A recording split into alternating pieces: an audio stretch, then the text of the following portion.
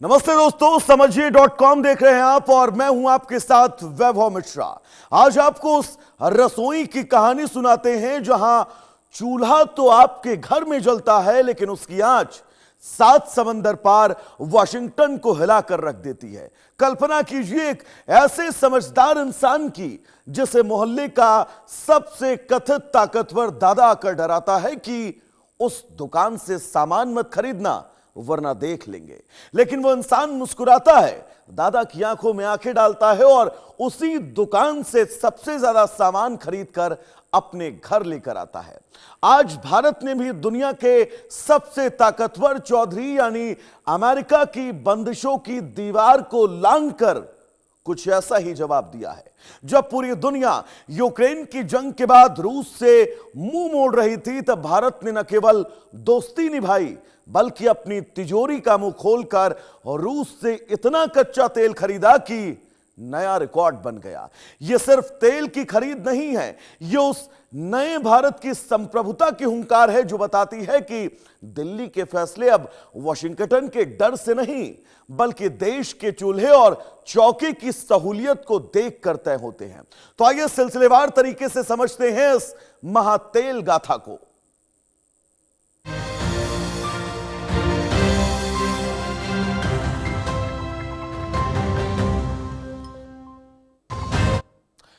दोस्तों, कभी गांव के कुएं की कल्पना कीजिए। पूरे गांव का पानी उसी कुएं से आता हो। अचानक कोई बाहरी आदमी कहे कि उस कुएं से पानी मत भरो, लेकिन गांव वाले देखें कि दूसरा कुआं तो बहुत महंगा है और लोगों की प्यास अब धीरे धीरे बढ़ती जा रही है। तब गांव क्या करेगा? भारत आज दरअसल कुछ ऐसी स्थिति में है। फर्क यहां इतना है कि यहां पानी नहीं, ये तेल है और कुएं की जगह रूस है। दुनिया कह रही है कि रूस से दूरी बनाओ, लेकिन भारत कह रहा है कि मेरी पहली जिम्मेदारी मेरे नागरिक हैं। यही वजह है कि जब दुनिया राजनीति देख रही है, भारत कीमत देख रहा है। जब दुनिया प्रतिबंध गिन रही है, भारत अपनी ऊर्जा सुरक्षा को गिनता जा रहा है। तो चलिए अब इस कूटनीति के शतरंज को एक और चश्मे से देखते हैं, यानी कि एक अलग एंगल। जब दुनिया के बाजार में आग लगी हो और महंगाई की डायन हर घर को निगलने पर आमादा हो, तब कोई राजा अपनी प्रजा को भूखा मरने नहीं देता है। भारत ने पश्चिमी देशों के प्राइस कैप यानी कीमत को लक्ष्मण रेखा के भीतर रहकर यह दांव खेला है। यहां तक कि फिनलैंड जैसे यूरोपीय देश ने भी भारत की पीठ थपथपाई है कि भारत ने कुछ भी गलत नहीं किया। इसे कहते हैं बिना जंग लड़े अगर आप कोई मैदान मार लेते हैं। अमेरिका देखता रह गया और भारत के जामनगर से लेकर पारादीप के बंदरगाहों पर रूसी कच्चे तेल के बड़े बड़े जहाजों की लंबी कतारें लग गई। दर्शकों, जैसे तपती दोपहरी में प्यासे को पानी की तलाश होती है, वैसे ही तरक्की की दौड़ में दौड़ते भारत को अब तेल की भूख है। अब सीधे रुख करते हैं उस मुख्य खबर की तरफ जिसने पूरी दुनिया के आर्थिक गलियारों में खलबली मचा दी। बात मई 2026 की है, जब भारत ने रूस से कच्चे तेल के आयात में पिछले 10 महीने का सबसे बड़ा रिकॉर्ड ध्वस्त कर दिया। Centre for research on energy and clean air यानी CREA की ताजा और बेहद प्रमाणिक रिपोर्ट सामने आई है। दर्शकों, इस रिपोर्ट में है क्या?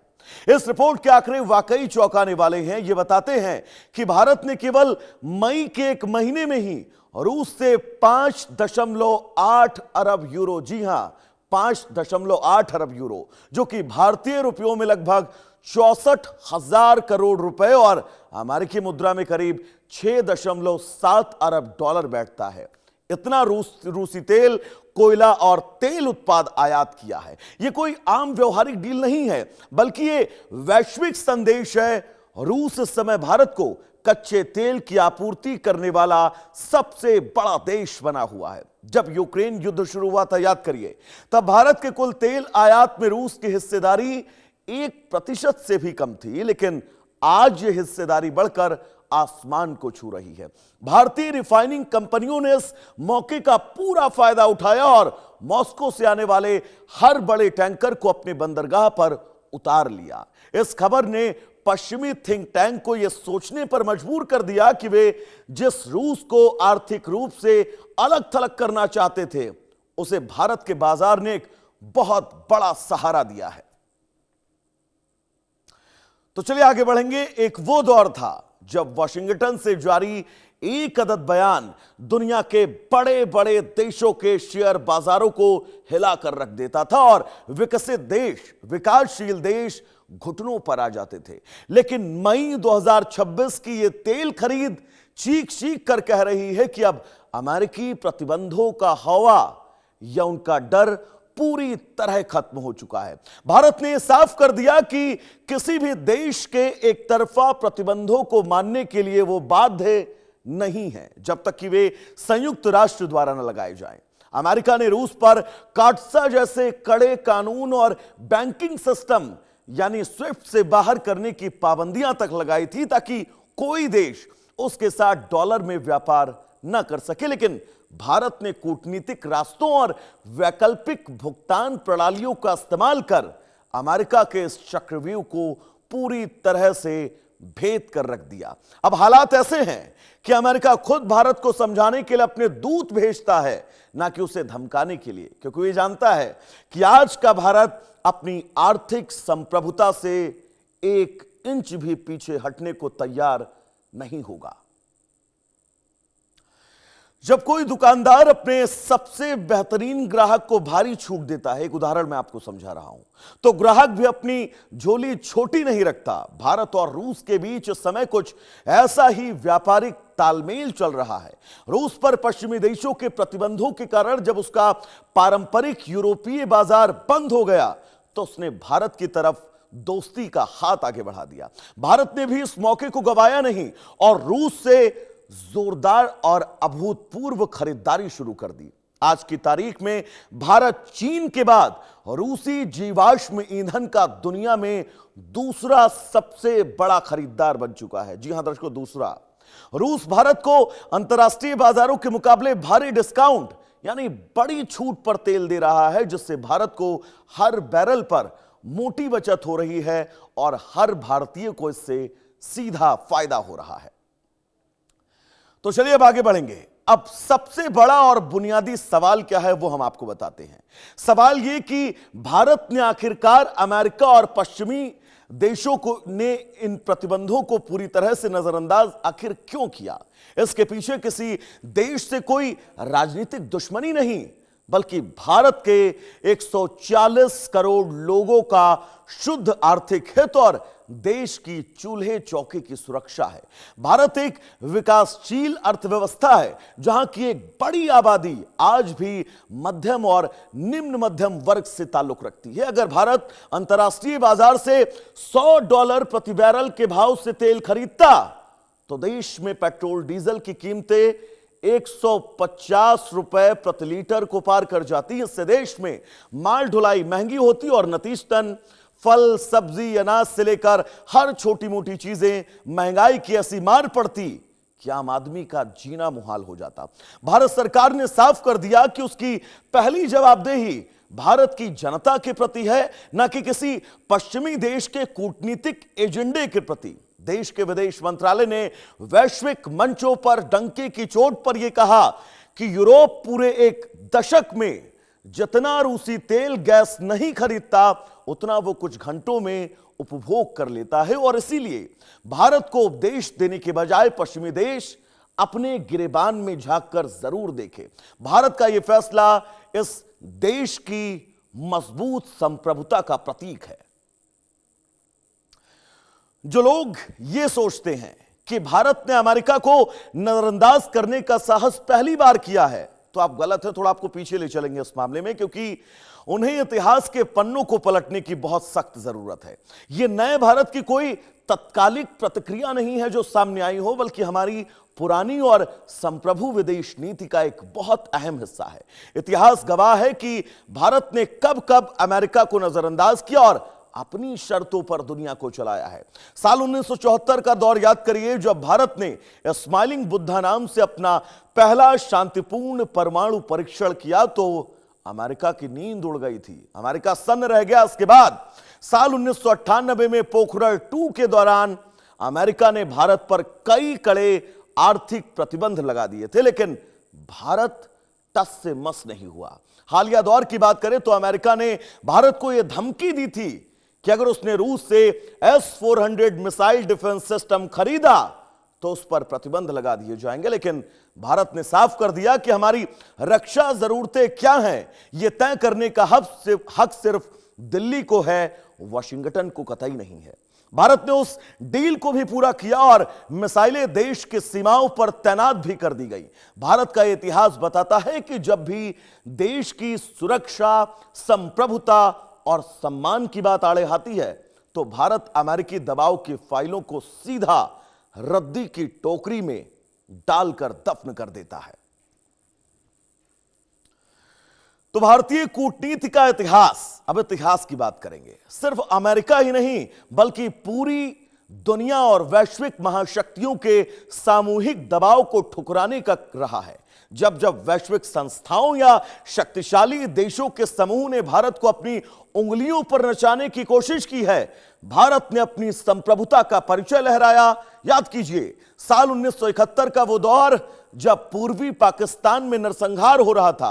अमेरिका, ब्रिटेन और चीन जैसी महाशक्तियां पाकिस्तान के खेमे में जाकर खड़ी हो गई थी। अमेरिका ने तो भारत को डराने के लिए अपना हथियारों से लैस 7वां नौसैनिक बेड़ा बंगाल की खाड़ी की तरफ भेज दिया था।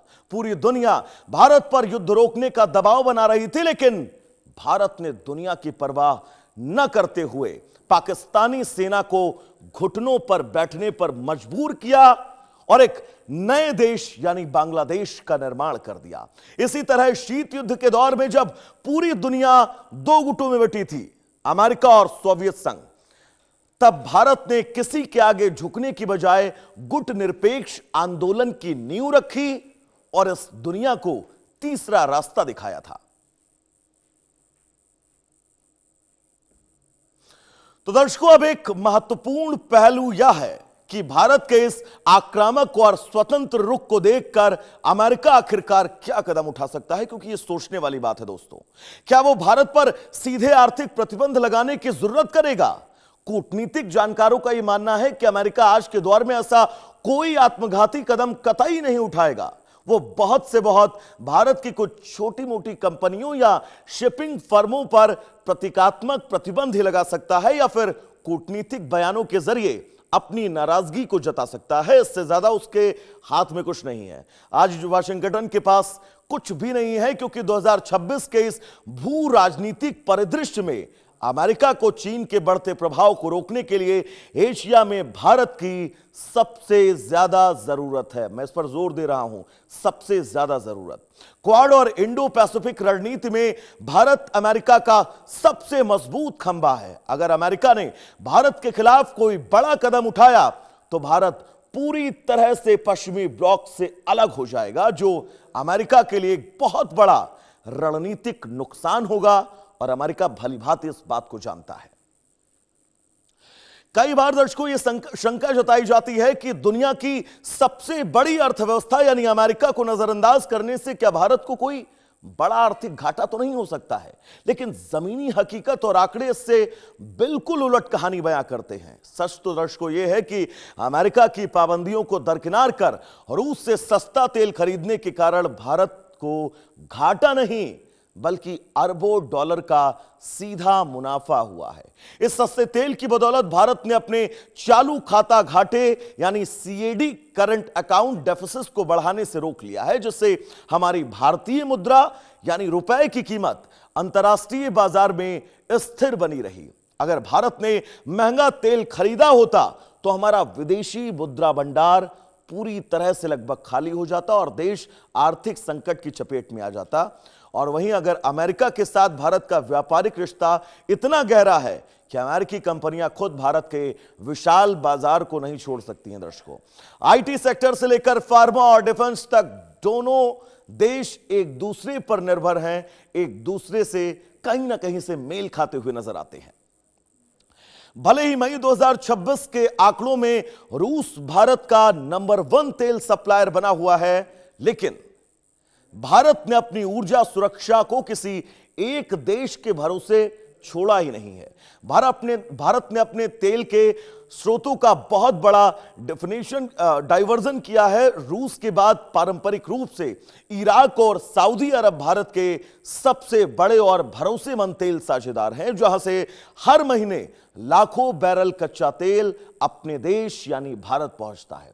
इसके अलावा संयुक्त अरब अमीरात यानी यूएई, कुवैत और ओमान जैसे खाड़ी देशों से भी भारत लगातार तेल खरीद रहा है। हाल ही के दिनों में भारत ने अफ्रीकी देशों जैसे नाइजीरिया और अंगोला की तरफ भी अपने कदम आगे बढ़ाए हैं। यहां तक कि अमेरिकी महाद्वीप के देश जैसे ब्राजील और खुद अमेरिका से भी भारत कच्चे तेल का आयात कर रहा है। भारत की तरक्की का पहिया दोस्तों कितनी तेजी से घूम रहा है, अगर आप इसका अंदाजा लगाएं तो आप इस बात से लगा सकते हैं कि देश के तेल की कल की जरूरत कितनी विशाल है। भारत आज की तारीख में दुनिया का तीसरा सबसे बड़ा ऊर्जा उपभोक्ता और कच्चे तेल का आयातक देश बन चुका है। भारत की फैक्ट्रियों को चलाने, खेतों में ट्रैक्टर दौड़ाने और सड़कों पर करोड़ों कारों, बाइकों और ट्रकों को गति देने के लिए रोज लगभग 50 लाख बैरल कच्चे तेल की खपत होती है। जैसे जैसे देश की जीडीपी बढ़ रही है, लोगों की आमदनी बढ़ रही है, वैसे वैसे देश में गाड़ियों और विमानों की संख्या भी रिकॉर्ड रफ्तार से बढ़ रही है। इस बढ़ती आबादी और फैलते शहरीकरण के कारण भारत की ऊर्जा मांग हर साल करीब 4 से 5% की दर से बढ़ रही है और यह इतनी बड़ी मांग है कि दुनिया के बड़े बड़े तेल उत्पादक देश भारत को अपने सबसे बड़े और सबसे आकर्षक बाजार के रूप में देख रहे हैं। भारत की इसी विशाल मांग और आर्थिक ताकत के कारण कोई भी वैश्विक शक्ति भारत से अपने व्यापारिक रिश्ते तोड़ने का जोखिम उठा ही नहीं सकती, क्योंकि भारत के बिना दुनिया का तेल बाजार धड़ाम से नीचे गिर जाएगा। प्रकृति ने भारत को कोयले और सौर ऊर्जा के मामले में तो समृद्ध बनाया है, लेकिन कच्चे तेल के मामले में हमारी धरती उतनी धनी नहीं है, जो आप सब जानते हैं। भारत का अपना घरेलू कच्चा तेल उत्पादन देश की कुल जरूरतों का महज 13 से 15% ही है। देश की सबसे बड़ी सरकारी तेल खोज कंपनी ओएनजीसी और ऑल इंडिया मिलकर मुंबई हाई, असम के डिगबोई, राजस्थान के बाड़मेर और कृष्णा गोदावरी बेसिन जैसे गिने चुने इलाकों से तेल निकालती हैं, लेकिन यह उत्पादन हमारी विशाल 50 लाख बैरल रोजाना की मांग के सामने ऊंट के मुंह में जीरे के समान है। घरेलू उत्पादन की इसी भारी कमी के कारण भारत को अपनी कुल तेल जरूरत का लगभग 85% से ज्यादा का हिस्सा विदेशों से आयात करना पड़ता है। इसका मतलब यह कि भारत में इस्तेमाल होने वाले हर 100 लीटर पेट्रोल या डीजल में से 85 लीटर तेल समंदर पार के देशों से जहाजों में भरकर अपने देश भारत लाया जाता है और यह भारी निर्भरता भारत की अर्थव्यवस्था के लिए सबसे बड़ी और संवेदनशील नस रही है। हर साल भारत सरकार को इस 85% तेल को खरीदने के लिए अपने खजाने से अरबों खरब डॉलर की विदेशी मुद्रा खर्च करनी पड़ती है। जब भी अंतर्राष्ट्रीय बाजार में कच्चे तेल की कीमतें बढ़ती हैं, भारत का बजटीय संतुलन बिगड़ने लगता है, जैसा कि इस वक्त आप देख रहे होंगे। और यही वजह है कि जब रूस ने भारत को सस्ते दामों पर तेल देने की पेशकश की, तो भारत ने उसे ठुकराना आर्थिक रूप से बहुत असंभव था।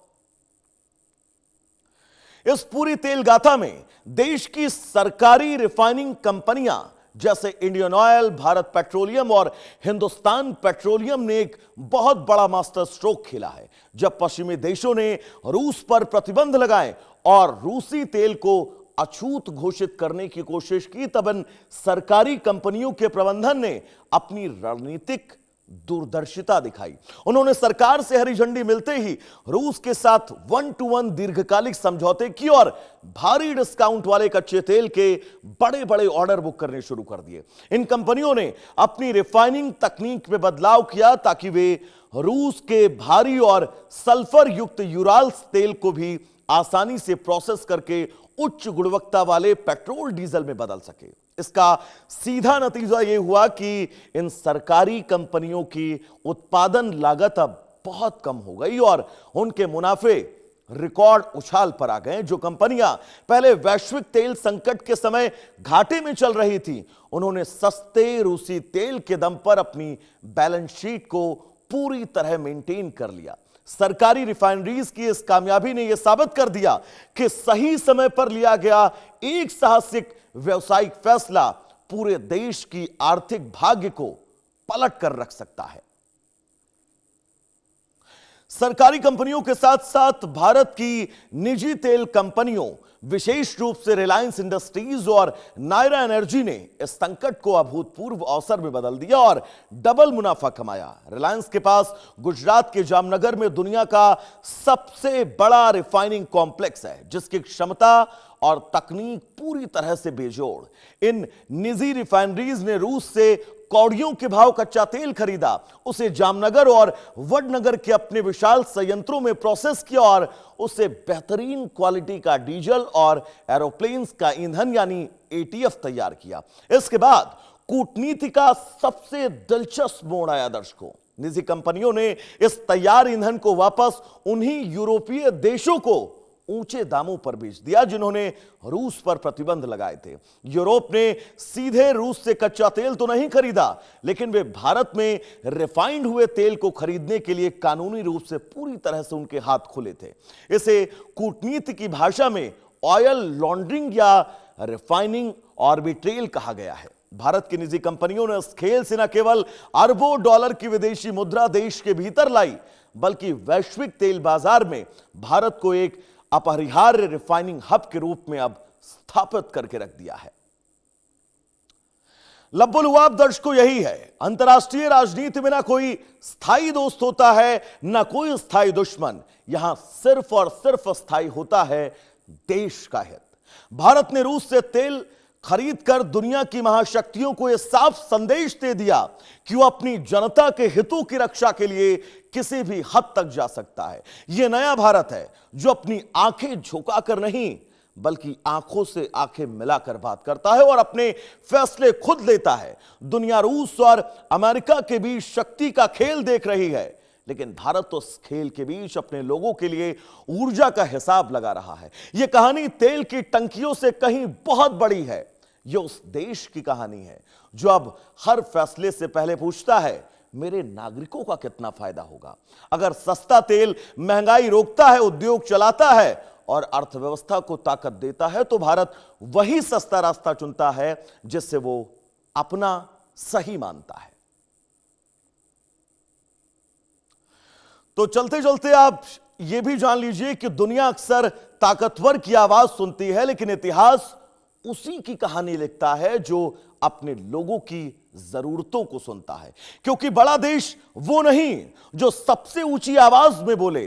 बड़ा देश दोस्तों वो है जो हर हाल में, हर स्थिति में देश हित और जनता के हित को सर्वोपरि रखे। अपनी संप्रभुता, अपनी जनता और अपने स्वाभिमान की इसी आवाज के साथ भारत अपनी विकास यात्रा पर निरंतर आगे बढ़ रहा है। समझिए.com में आज इतना ही। फिलहाल मुझे दीजिएगा इजाजत। इंडिया न्यूज पर खबरों का सफर नॉन स्टॉप जारी रहेगा। नमस्कार।